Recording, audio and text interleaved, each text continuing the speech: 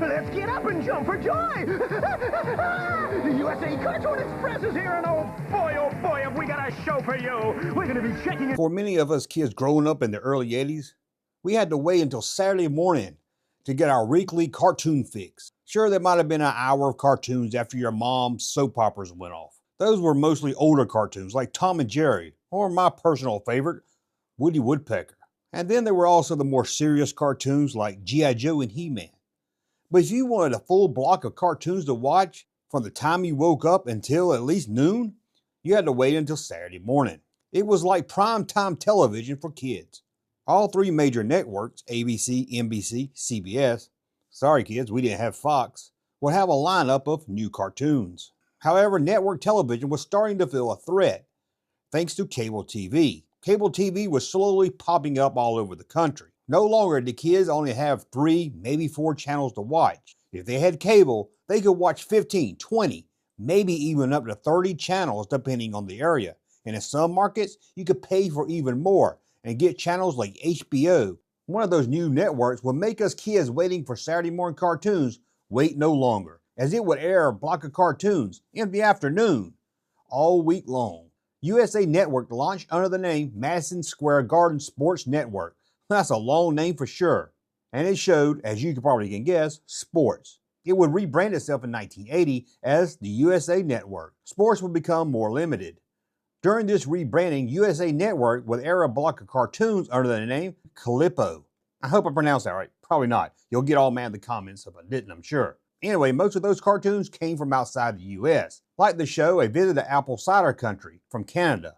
That sounds god-awful. And then there was Henry's Cat from the UK. There were old shows from America, like Kids on Smoking, whatever that is. But it wasn't until the network changed owners that us kids would really take notice. In September of 1984, a block of cartoons would air under the title USA Cartoon Express. Kids no longer had to pick from 3 networks, and best of all, they didn't have to wait until Saturday morning. Now they had a choice, and they didn't even have to get up early or play sick from school, as the Cartoon Express would air from 6 p.m. to 7 p.m. A full hour might not sound like a lot, but a lot of these cartoons were older cartoons that only ran about 10 to 15 minutes. You could really squeeze a block of cartoons in an hour. Also, the show would quickly change to a 2-hour format, and by the end of the 80s, they would be showing 6 hours of cartoons. Early on, most of the cartoons were Hanna-Barbera. You know, those classic cartoons like Scooby-Doo, Yogi Bear, Space Ghost, and the Smurfs. They were mixed in with some Hanna-Barbera lesser-known series, like Willie the Chopper, Inch High Private Eye, and Dino Mutt. This introduced a lot of kids to new cartoons they missed out on the first time around. As for the Express, that's what us cool kids called it, there was also spin-off cartoons based on some of those classics, such as the Pebbles and Bam Bam Show. I'm not going to tell you what show that's a spin-off of, you should know that. As cable TV grew bigger and the Cartoon Express became a bigger hit, network TV learned they could use the train to show reruns of their hit show. Soon Pac-Man, the Banana Splits, Richie Rich, C-Lab 2000, The Great Grape Ape Show, Wacky Racers, and almost every major network cartoon was now being shown on the Cartoon Express. Even those serious cartoons would jump aboard, like G.I. Joe and He-Man. When it comes to all the cartoons that aired during this block, there's a lot of them. Let's run down a few of them right now. There was the Flintstone Comedy Hour, Clue Club, Sports Billy, Butch Cassidy and the Sundance Kids, Hong Kong Phooey, Jabberjaw, The Jetsons, Johnny Quest, Valley of the Dinosaurs, Speed Buggy, The Snorkels, The Skatebirds, Popeye and Son, Paw Paws, The New Fred and Barney Show, Thunder the Barbarian, Dragon's Lair, Teenage Mutant Ninja Turtles, The Adventures of Super Mario Bros. 3, Hulk Hogan's Rockin' Wrestling, The Chickmunks Go to the Movies, The Famous Adventures of Mr. Magoo, She-Ra, Fat Albert and the Cosby Kids, The Real Ghostbusters, The Superman Batman Adventure, Cops, Adventures of Sonic the Hedgehog.